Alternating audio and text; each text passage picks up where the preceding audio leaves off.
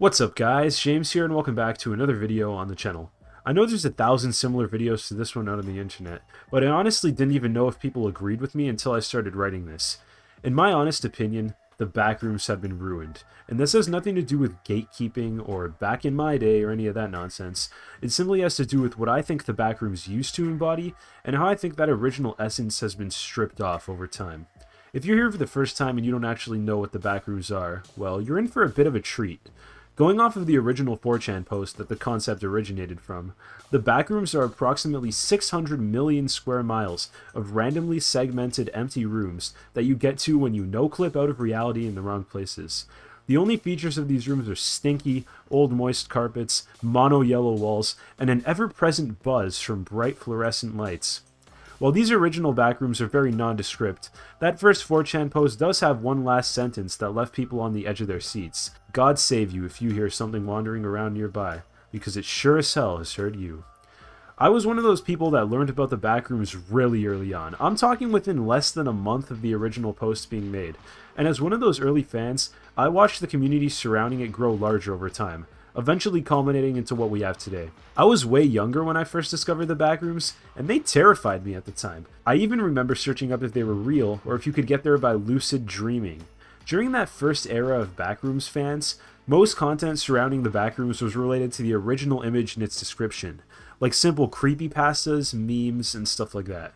Later on, people started making simple backrooms games that were almost entirely based off of the original description. As more people discovered the backrooms, the fandom surrounding it increased. In my opinion, internet communities growing larger can be a blessing or a curse. Now, I'm not a fan of gatekeeping in the slightest, so that's not at all what I'm suggesting. I think it's great that other people can experience something with the same joy that I did way back when. New fans also help keep communities fresh, and new content is usually a good thing. But as the backrooms have shown, sometimes things can get a bit out of hand.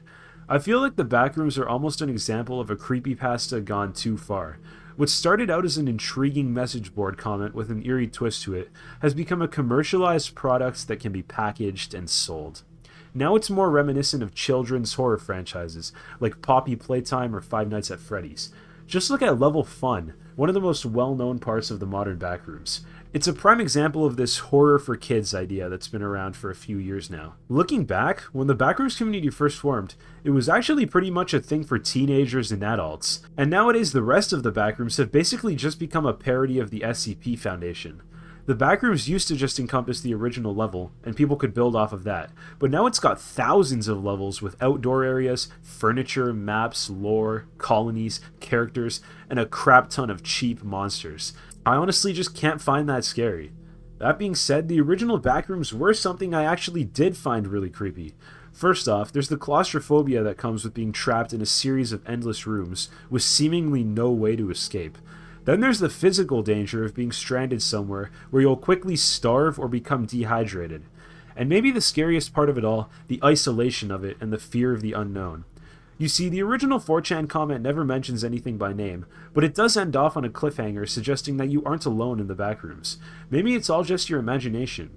Maybe you're just seeing things after being driven mad from the insanity of the buzzing lights and days spent alone in those empty yellow halls. Or maybe you're not actually alone after all, and an unseen assailant has finally come to strike. This is what I liked about the early backrooms. Made around the dawn of liminal spaces, the two are very much intertwined. I loved the backrooms for what they were. There was a mysterious aura to them. And for those of a bit of an older audience, imagine stepping back into an empty apartment you haven't been in since you were a little kid. Now imagine 600 million miles of rooms like those that you've accidentally stumbled upon by no-clipping through reality in the wrong places. You see, the backrooms used to have such a mysterious feeling to them. They were something I'd find myself thinking about for months on end. That feeling has all but been completely wiped from modern backrooms content. Letting you see the monsters erases that fear of being stalked, and throwing in all these different levels and characters gets rid of that feeling of loneliness. Giving everything lore gets rid of the mystery. Now, I will admit, while I'm not a huge fan of the current amount of levels, backrooms levels in general aren't new or anything. Because even back in the day, I remember early on, there were at least levels 0 to 2. I'm actually a fan of all three of these levels. Level 0 is the original level that I've been talking about this whole video, but even levels 1 and 2 and a few of the ones after those still carry on the essence that level 0 did. I really liked Nick Crowley's video on the Backrooms that he made in the early spring of 2020. That was around peak Backrooms era in my opinion. Monsters like the hounds were still a thing, but they weren't overdoing it, and at the time were still almost just hidden creatures hunting you from the distance. Now they've got all sorts of lore to them and weird designs, and it's kind of just ruined them for me. Maybe we'd all get bored of the original Backrooms eventually, but who cares? Not everything needs to be complicated, and some things can just stay simple. And it's fine like that. If it ain't broke, don't fix it. A lot of this content would work out in other franchises perfectly fine, and a lot of it does just read out like a bad parody of the SCP Foundation. Hell, the Liminal Archives have a very similar concept to modern day Backrooms levels, but I actually like the Liminal Archives because they're doing their own thing instead of just oversaturating what's already oversaturated. And those are still kind of creepy, actually. I guess my main gripe with the direction the Backrooms has gone in is that it's kind of just ruined liminal spaces in general. Liminal spaces used to hold a really fond place in my heart. Now when you think of liminal spaces, you can't help but place them hand in hand with the modern Backrooms and everything that entails. It's kind of sad in a way. Anyways, I hope I didn't bum you guys out too much with this video. This was just a little discussion where I give my opinions on why I'm not a big fan of the modern Backrooms and why I found the original concept so intriguing in the first place. Honestly, I'll admit I have been lazy as hell with YouTube this year, but YouTube's actually going to monetize my channel soon, so I'm going to be honest and tell you guys that if that's not a reason to make a comeback, then I don't know what is. I hope you guys enjoyed this video as much as I enjoyed making it. Don't no clip out of reality, and I'll see you on the next one.